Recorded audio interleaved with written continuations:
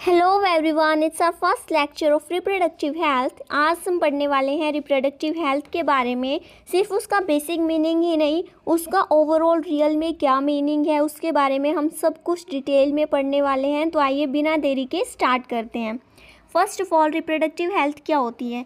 इसका नाम सुनने से हमें ऐसा लग रहा है कि कुछ ना कुछ रिप्रोडक्टिव ऑर्गन्स की बात हो रही होगी कि जो हमारे रिप्रोडक्टिव ऑर्गन्स हैं वो हेल्दी होने चाहिए, वो अच्छे से फंक्शन करें। ठीक है, बस इसी को रिप्रोडक्टिव हेल्थ बोलते होंगे। लेकिन जो डेफिनेशन है ये प्रॉपर नहीं है। ठीक है, ये जो डेफिनेशन है ये इनकम्प्लीट है। ओवरऑल जो रिप्रोडक्टिव हेल्थ है एक ब्रॉडर टर्म होती है जो कि कुछ टाइप्स की हेल्थ को इंक्लूड करती है। ठीक है, यानी कि आप फिज़िकली हेल्दी हैं या नहीं हैं, आपकी इमोशनल हेल्थ देखी जाती है कि आप इमोशनली हेल्दी हैं या नहीं है, आपका बिहेवियर देखा जाता है, और साथ के साथ क्या है, सोशल वेलबींग यानी कि सोसाइटी में लोगों के साथ आपकी इंटरेक्शन कैसी है, अच्छी है या नहीं है। ठीक है, देखिए जो रिप्रोडक्टिव हेल्थ है ये सिर्फ यही नहीं होती कि आपके अंदर कोई डिजीज़ नहीं है। ठीक है, इसमें बहुत सारे एस्पेक्ट्स आते हैं। ठीक है, अब WHO, इसकी आपको फुल फॉर्म पता होनी चाहिए। WHO क्या होता है? World health organisation. ठीक है, जो कि इंटरनेशनल लेवल की हेल्थ की ऑर्गेनाइजेशन है। ठीक है, इनके अकॉर्डिंग क्या डेफिनेशन है रिप्रोडक्टिव हेल्थ की? इनके अकॉर्डिंग डेफिनेशन है total wellbeing in all aspects of reproduction, यानी कि रिप्रोडक्शन के जितने भी एस्पेक्ट्स हैं सब में टोटल वेलबींग होना। अब कौन कौन से एस्पेक्ट्स मैंने आपको बताया? फिजिकली आप हेल्दी हैं या नहीं है, फिजिकल एस्पेक्ट हो गया, then emotional aspect, then behavioural, then social. ठीक है, ये 4 एस्पेक्ट्स की हम बात करते हैं। ये तो था रिप्रोडक्टिव हेल्थ के बारे में।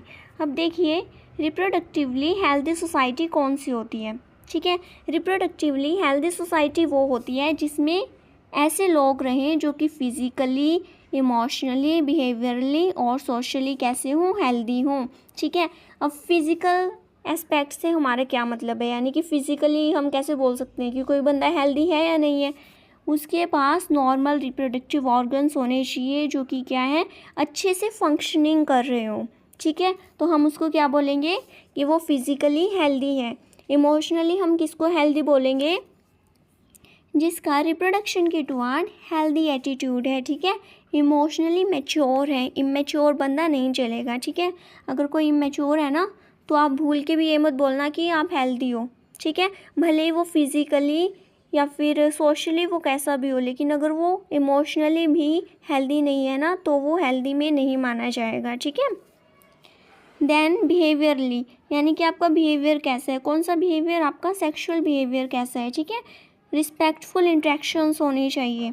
ठीक है, देन फोर्थ आता है एस्पेक्ट सोशली, कि आप सोशली कैसे इंटरेक्ट कर रहे हैं, आपकी जो इंटरेक्शन है वो हेल्दी होनी चाहिए among individuals in all sex related aspects. ठीक है, हम चलिए आगे बढ़ते हैं, डेफिनेशन देख लेते हैं हम रिप्रोडक्टिवली हेल्दी सोसाइटी की डेफिनेशन। ठीक है,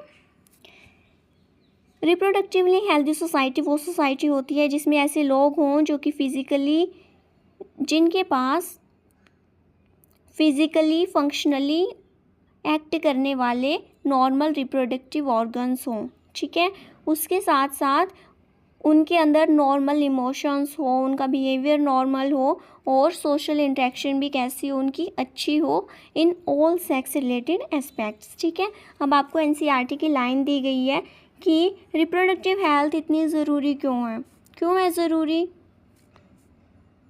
क्योंकि it help in maintaining reproductive health. क्योंकि देखिए रिप्रोडक्टिव हेल्थ को मेंटेन करने से हमें हेल्प मिलती है किन किन चीज़ों में? ये प्रिवेंट करती है रिप्रोडक्टिव डिसऑर्डर्स को, हेल्दी फैमिली को इंश्योर्स करती है। ठीक है, हमारा जो लिविंग स्टैंडर्ड है यानी कि जो हमारी क्वालिटी ऑफ लाइफ है उसको इम्प्रूव करने में हेल्प मिलती है। उसके साथ साथ जो मैटरनल मोर्टेलिटी है, मोर्टेलिटी यानी कि डेथ रेट, और मैटरनल यानी कि मदर, जो मदर की डेथ रेट है उसको भी रिड्यूस करती है। ठीक है, देन इन्फेंट यानी कि जो बेबी होता है जिसकी जो एज है वो 1 साल से कम होती है। ठीक है, उसकी मोर्टेलिटी यानी कि उसके भी बर्थ रेट को क्या है, रिड्यूस करने में हेल्प मिलती है। ठीक है, उसके अलावा रिस्पॉन्सिबल पेरेंटहुड को प्रमोट करने में हेल्प मिलती है। उसके अलावा जो सेक्सुअली ट्रांसमिटेड डिजीज़ होती हैं, यानी कि जो एक पार्टनर से दूसरे पार्टनर में ट्रांसमिट हो जाती हैं थ्रू सेक्सुअल इंटरेक्शन, उनको भी क्या है प्रिवेंट करने में हेल्प मिलती है, जिससे ओवरऑल क्या होता है, एक हेल्दी सोसाइटी बन जाती है। ठीक है, ये चैप्टर बहुत ही बेसिक सा है। ठीक है, इतना कुछ दिमाग लगाने की इसमें ज़रूरत नहीं है, सारी नॉर्मल सी बातें दी गई हैं जिनकी आपको नॉलेज होगी भी और आपको होनी चाहिए। ठीक है, तो रिप्रोडक्टिव हेल्थ, इसकी कुछ प्रॉब्लम्स और स्ट्रेटजीज़ के बारे में पढ़ लेते हैं। ये चीज़ बहुत इंपॉर्टेंट है, इंडिया का कंट्रीब्यूशन क्या रहा है इसमें। ठीक है, इंडिया फर्स्ट कंट्री थी जिसने क्या किया था, नेशनल एक्शन प्लान लिया था किस चीज़ के लिए, रिप्रोडक्टिव हेल्थ को इम्प्रूव करने के लिए। ठीक है, इसका जो मेन गोल था वो ये था कि टोटल रिप्रोडक्टिव हेल्थ को गेन करना। ठीक है, पहले इसका नाम क्या था, पहले इसका नाम था फैमिली प्लानिंग प्रोग्राम, जिसको 1951 में स्टार्ट किया गया था। ये क्वेश्चन आपसे डायरेक्ट पूछा जाता है कि फैमिली प्लानिंग प्रोग्राम कब स्टार्ट किया गया था, 1951 में, या फिर आपको ये पूछ सकते हैं कि फैमिली प्लानिंग प्रोग्राम का नाम बदल के बाद में क्या रख दिया गया, तो उसका नाम बाद में रखा गया था RCH। ठीक है, यानी कि reproductive and child health care programme. ठीक है, या फिर ऐसा भी पूछ सकते हैं RCH का पुराना नाम क्या था। ठीक है, RCH कब स्टार्ट हुआ था, 1951 में। ओके, जो RCH है इसमें कुछ रूल्स बनाए गए थे।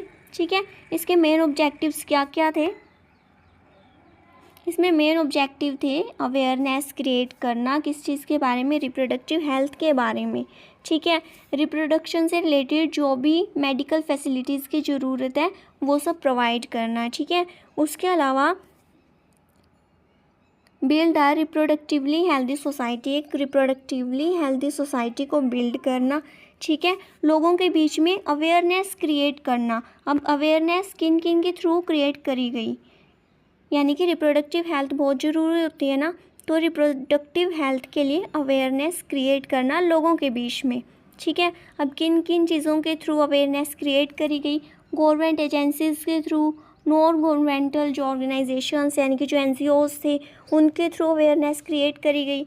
उन्होंने बेसिकली किन चीज़ों का यूज़ किया, उन्होंने ऑडियो विजुअल मीडिया का यूज़ किया। ठीक है, ऑडियो विजुअल मीडिया का यूज़ किया, देन प्रिंट मीडिया यानी कि न्यूज़पेपर एंड मैगजीन्स का यूज़ किया, सो दैट लोग क्या हो सकें, एजुकेट हो सकें किस चीज़ के बारे में, रिप्रोडक्टिव हेल्थ के बारे में। ठीक है, then role of family and society, family और सोसाइटी का क्या रोल आता है। अब यहाँ पे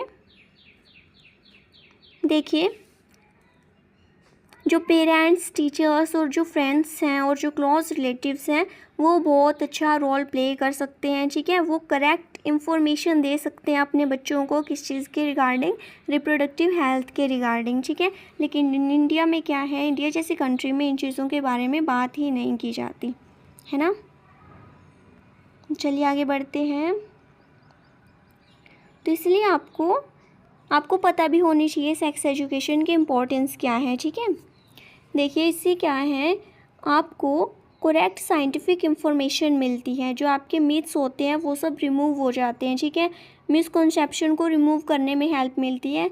उसके अलावा हेल्दी एटीट्यूड को डेवलप करने में भी क्या है, हेल्प मिलती है। ठीक है, कोई भी जो स्टूडेंट है उनको नॉलेज होनी चाहिए किन किन चीज़ों की, उसको अपने रिप्रोडक्टिव ऑर्गन्स की नॉलेज होनी चाहिए। ठीक है, यानी कि उनका स्ट्रक्चर क्या है, वो फंक्शन कैसे करते हैं। ठीक है, देन उसको एडोलेसेंस की नॉलेज होनी चाहिए। एडोलेसेंस बेसिकली आपकी वो एज होती है जहाँ पे आपके जो रिप्रोडक्टिव ऑर्गन है वो डेवलप होना स्टार्ट होते हैं। ठीक है, ये बेसिकली आपकी टीन एज ही होती है जहाँ पे आपके रिप्रोडक्टिव ऑर्गन डेवलप होना स्टार्ट होते हैं। ठीक है, अब इसी एज में क्या है, कुछ चेंजेस आते हैं आपके अंदर। ठीक है, फिजिकल चेंजेस आते हैं प्यूबर्टी के टाइम पे। अब आपको उन सारे चेंजेस के बारे में पता होना चाहिए। ठीक है, मेंटल चेंजेस आते हैं, इमोशनल चेंजेस आते हैं, बिहेवियरल चेंजेस आते हैं। ठीक है, then safe and hygienic sexual practices, अगर आपको इन चीज़ों की इंफॉर्मेशन होगी तो आप क्या कर सकेंगे, अनवांटेड प्रेगनेंसी को प्रिवेंट कर सकेंगे। ठीक है, जो अनसेफ सेक्सुअल बिहेवियर है उसको भी रोक सकेंगे, और साथ के साथ जो कि सेक्सुअली ट्रांसमिटेड डिजीज़ होती हैं उनको भी क्या है, प्रिवेंट कर सकेंगे। ठीक है, उसके अलावा आपको नॉलेज होनी चाहिए किन किन चीज़ों की सेक्शुअली ट्रांसमिटेड जो डिजीज़ हैं उनके कोजेज़ की इंफॉर्मेशन होनी चाहिए देन उनको कैसे रोका जा सके, उनके प्रिवेंशन के बारे में पता होना चाहिए। इन डिजीज़ से अपने आप को प्रोटेक्ट कैसे करें, यानी कि प्रोटेक्शन के बारे में आपको पता होना चाहिए। एक बहुत सेक्शुअली ट्रांसमिटेड डिजीज़ का एक एग्जांपल है एड्स, जो कि इनक्योरेबल डिजीज़ है, ठीक है, आपको पता होना चाहिए। देन आपको पता होना चाहिए इनके मोड ऑफ ट्रांसमिशन के बारे में, यानी कि ट्रांसमिट कैसे होती हैं, ठीक है। देन इनको कैसे रोका जा सके, यानी कि इसका प्रिवेंशन, इसके बारे में आपको पता होना चाहिए। देन सोशल अवेयरनेस होनी चाहिए। ये तो था कि आपको किन किन चीज़ों के रिगार्डिंग नॉलेज होनी चाहिए। अब हम देखते हैं बेनिफिट्स क्या क्या हैं सेक्स एजुकेशन के, ठीक है। एडोलेसेंस में बहुत इंपॉर्टेंट है ये, क्योंकि इसकी हेल्प से हम मिथ्स को अवॉइड कर सकते हैं, ठीक है। देन हेल्दी हैबिट्स को डेवलप करने में हेल्प मिलती है, ठीक है। और कौन सा बेनिफिट है इसका, हम रिप्रोडक्टिवली हेल्दी लाइव्स जी सकते हैं, ठीक है।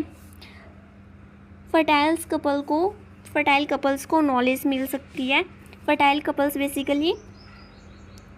कपल्स और जो मैरिजेबल एज के जो कपल्स होते हैं उनको नॉलेज मिल सकती है किन किन चीज़ों के रिगार्डिंग, बर्थ कंट्रोल के ऑप्शंस के रिगार्डिंग, यानी कि पॉपुलेशन को कैसे कंट्रोल किया जा सके, ठीक है। अवेलेबल जो भी कॉन्ट्रासेप्टिव मेथड्स यानी कि प्रेगनेंसी को रोकने के लिए जो मेथड्स होते हैं, प्रेगनेंसी प्रिवेंट करने के लिए जो मेथड्स होते हैं उनको बोलते हैं कॉन्ट्रासेप्टिव मेथड्स, ठीक है।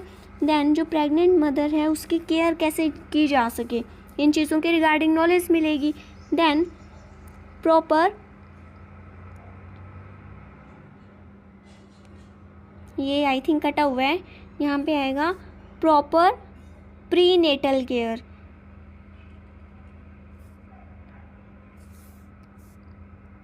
नहीं आप ये पॉइंट छोड़ दीजिए, ठीक है। देन पोस्ट नेटल केयर, यानी कि बेबी की डिलीवरी के बाद जो मदर है उसका कैसे केयर करनी चाहिए, उसकी इन चीज़ों के बारे में नॉलेज मिलेगी, ठीक है। चाइल्ड केयर के बारे में नॉलेज मिलेगी कि बच्चों की केयर कैसे करनी चाहिए, हेल्थी बेबीज़ को कैसे अपब्रिंग करना चाहिए, इन सारी चीज़ों के बारे में क्या है नॉलेज मिलेगी। और साथ के साथ उन्हें ये भी पता चलेगा कि ब्रेस्ट फीडिंग कितनी इम्पोर्टेंट होती है छोटे बच्चों के लिए। क्योंकि देखिए ब्रेस्ट फीडिंग से क्या होता है,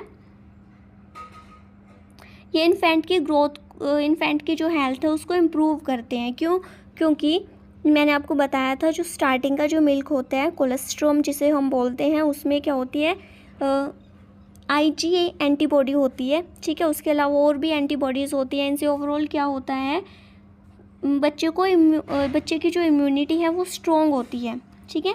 यानी कि बच्चों को पैसिव इम्यूनिटी प्रोवाइड की जाती है उसकी हेल्प से, ठीक है। जिससे क्या है बच्चे की प्रॉपर ग्रोथ होती है। और इसमें हमें एक और चीज़ समझने की ज़रूरत है कि मेल और जो फीमेल चाइल्ड है उनको हमें इक्वल अपॉर्चुनिटी देनी चाहिए, ठीक है। ये थी कि कैसे हेल्प करते हैं फर्टाइल और मैरिजेबल एज के जो कपल हैं उनको किन किन चीज़ों के रिगार्डिंग नॉलेज मिलती है, ठीक है। देखिए आगे चलते हैं।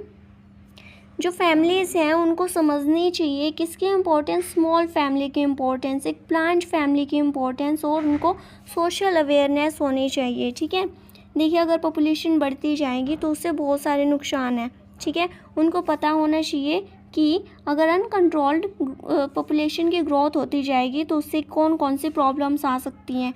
इससे देखिए जो रिसोर्सेज हैं वो तो लिमिटेड ही हैं, उन पे क्या है बर्डन पड़ेगा, ठीक है। उसके अलावा पुअर क्वालिटी ऑफ लाइफ की जो क्वालिटी है वो पुअर होती चली जाएगी। एक तो आप सोचिए कि कोई चीज़ है जो आप सिर्फ 2 बंदों के साथ शेयर कर रहे हैं, और एक कोई चीज़ आपको 4-4 5-5 लोगों के साथ शेयर करनी पड़ रही है, ठीक है। एक तो आएगी भी कम, मतलब शेयरिंग भी कम होगी। उसके अलावा जो उसकी क्वालिटी है वो भी आपको अच्छी नहीं मिलेगी, है ना। देन नेक्स्ट है सोशल एविल्स, ठीक है।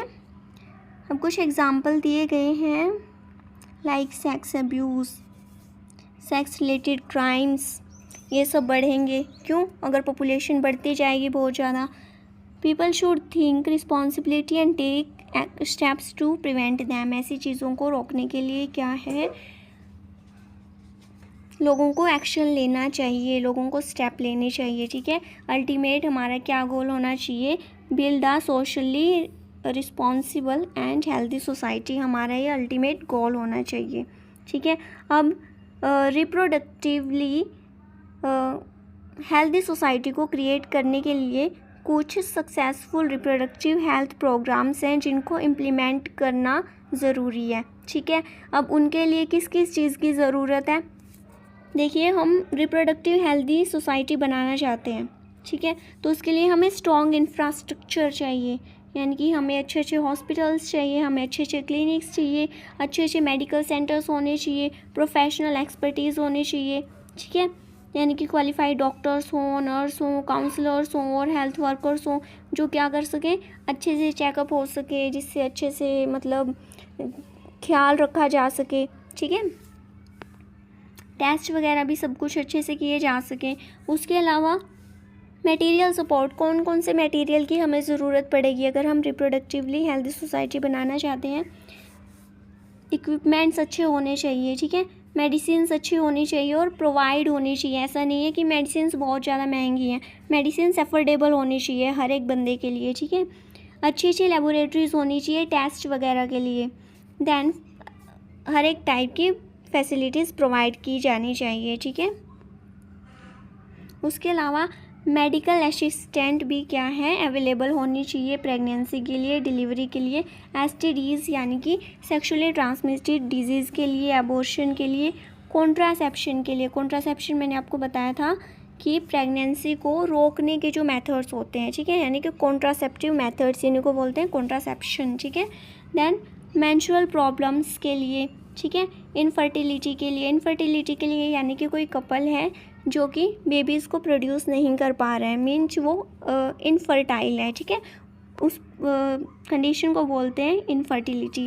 देन जो सारे के सारे आपको एग्जांपल्स दिए गए हैं एनसीईआरटी के एग्जांपल्स हैं, ठीक है। नीड फॉर बेटर टेक्निक्स की ज़रूरत है, ठीक है, क्या ज़रूरत है, हमें time to time better techniques की और स्ट्रेटजीज़ की ज़रूरत है, जिससे क्या होगा, बेटर हेल्थ केयर होगी, बेटर असिस्टेंस मिलेगी और जो रिप्रोडक्टिव सर्विसेज हैं वो भी क्या होंगी, इम्प्रूव होएंगी, ठीक है। अब चलिए आगे बढ़ते हैं। Okay,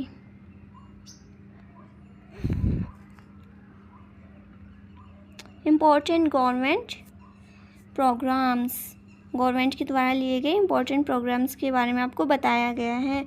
first of all ban on amniocentesis for sex determination, जो एमनियोसेंटेसिस था उस पर बैन किया गया, क्यों, इसका रीज़न क्या है, फीमेल फिटिसाइड को पता करने के लिए, प्रिवेंट करने के लिए, to legally stop female foeticide, यानी कि पहले क्या होता था, जब पता लग जाता था ना कि ये फीमेल है फिटस में, तो उसको क्या है, जन्म लेने से पहले उसको मार दिया जाता था, ठीक है, यानी कि उसको अबॉर्ट कर दिया जाता था, तो उसी को बोलते थे फिटिसाइड, ठीक है।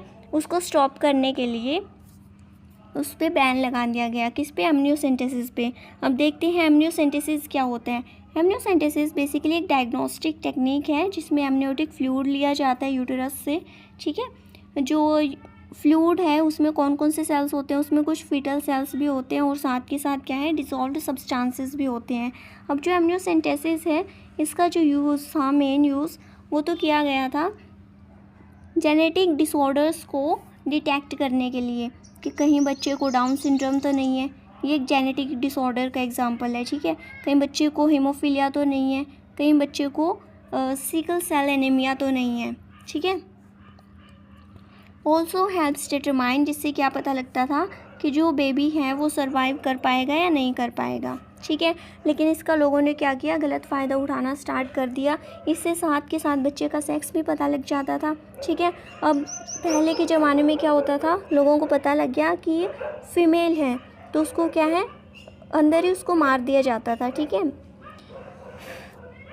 तो इसलिए एमनियोसेंटेसिस पे बैन लगा दिया गया था, ठीक है। अब ये चीज़ बहुत इंपॉर्टेंट है, sex determination by amniocentesis is legally band, इसको लीगली बैन किया गया क्योंकि इससे क्या हुआ था, फीमेल जो फिटिसाइड थी उसको प्रमोशन मिली थी। ठीक है। देन चाइल्ड इम्यूनाइजेशन, ये है दूसरी स्ट्रेटजी, दूसरा प्रोग्राम जो कि किसने, गवर्नमेंट ने लॉन्च किया था। ठीक है। Massive child immunisation programmes have been introduce, बहुत सारे इम्यूनाइजेशन प्रोग्राम को चलाया गया सो दैट बच्चों को प्रोटेक्ट किया जा सके डिजीज़ से। ठीक है। जिससे क्या है, रिप्रोडक्टिव हेल्थ के बारे में रिसर्च की जा सके। ठीक है। जो गवर्नमेंट और जो एनजीओज़ हैं वो क्या करते थे, रिसर्च को एनकरेज करते थे, किन किन चीज़ों के बारे में research, discover new contraceptive methods, यानी कि और भी जो कॉन्ट्रासेप्टिव मेथड्स हैं, यानी कि प्रेगनेंसी को प्रिवेंट करने के जो मेथड्स हैं उनके बारे में डिस्कवर किया जा सके, उनकी और भी नॉलेज बढ़े। ठीक है। उसके साथ ही साथ जो एग्जिस्टिंग मेथड्स हैं उनको इम्प्रूव किया जा सके। ठीक है। और साथ के साथ क्या है, जो सेफ़ रिप्रोडक्टिव टेक्नोलॉजीज़ हैं उनको डेवलप किया जा सके। ठीक है। उसके अलावा आपको एक पिल के बारे में दिया गया है, इसके बारे में हम आगे डिटेल में पढ़ेंगे थोड़ा सा, यहाँ पे हम वैसे देख लेते हैं। ठीक है।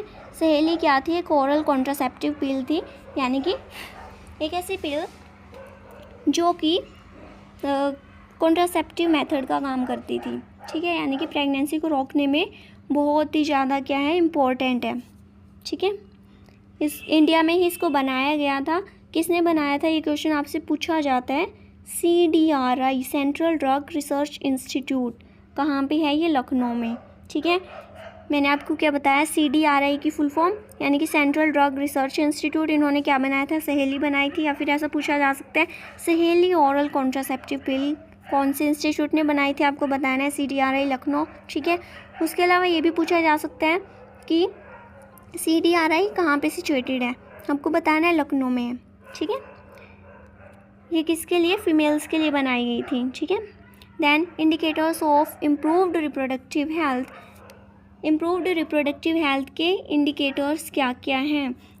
The following indicate that the reproductive health of a society has improved, ये कुछ इंडिकेटर्स हैं जिनसे हमें पता लगता है कि जो रिप्रोडक्टिव हेल्थ है किसी सोसाइटी की, उसमें क्या है, इम्प्रूवमेंट आ रही है। ठीक है। तो फर्स्ट है better awareness about sex related matters, sex related matters के बारे में अच्छे से जानकारी है लोगों को। ठीक है। बेटर अवेयरनेस है। ठीक है।